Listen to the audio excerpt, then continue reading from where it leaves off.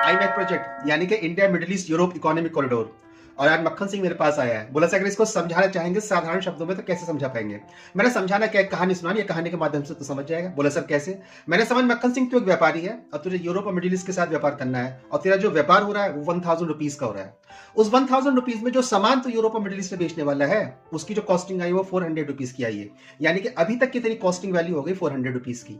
अब इसमें 200 रुपीज और जोड़ दे ट्रांसपोर्टेशन और फ्यूल चार्जेस के, तो टोटल कॉस्टिंग हो गई 600 रुपीज की। अब यमन को याद करो, यमन में कौन ऑपरेट करता है? Houthi rebels militant group.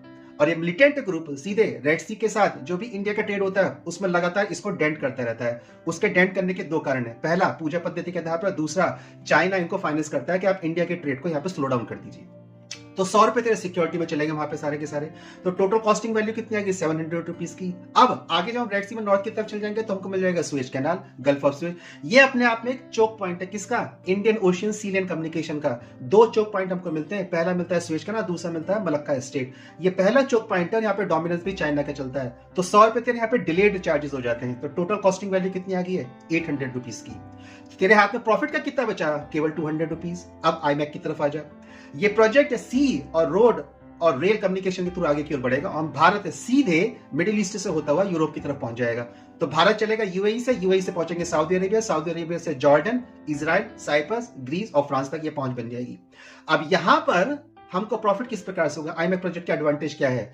Transportation charges और फ्यूल कॉस्ट 40% रिड्यूस हो जाएंगे, यानी कि जो 200 रुपीज लग रहे थे उसमें से 80 रुपए बच जाएंगे। तो तेरा टोटल प्रॉफिट अब यहाँ पे 280 रुपए का हो गया। सिक्योरिटी चार्जेस माइनस कर दे 100 रुपए के, तो टोटल प्रॉफिट आ गया 380 रुपीज का। और डिलेड चार्जेस भी माइनस कर दे तो टोटल प्रॉफिट आ गया 480 रुपीज का। यानी कि जब हम आईएमएफ प्रोजेक्ट को इंप्लीमेंट कर देंगे तो हमारा टोटल प्रॉफिट 480 रुपीज का आ जाएगा। जबकि अभी जब हम सुएज कैनाल के थ्रू अपना प्रॉफिट को लेकर चलना है, ट्रेड को लेकर चलना है, तो हमारा टोटल प्रॉफिट मात्र 200 रुपीज का आ रहा है। यानी कि आईएमएफ प्रोजेक्ट के थ्रू हमारा प्रॉफिट मोर देन डबल हो जाएगा। ये है इसके एडवांटेज। तो सर इससे इंडिया का क्या रिलेशनशिप में यहाँ पे एडवांटेज होंगे?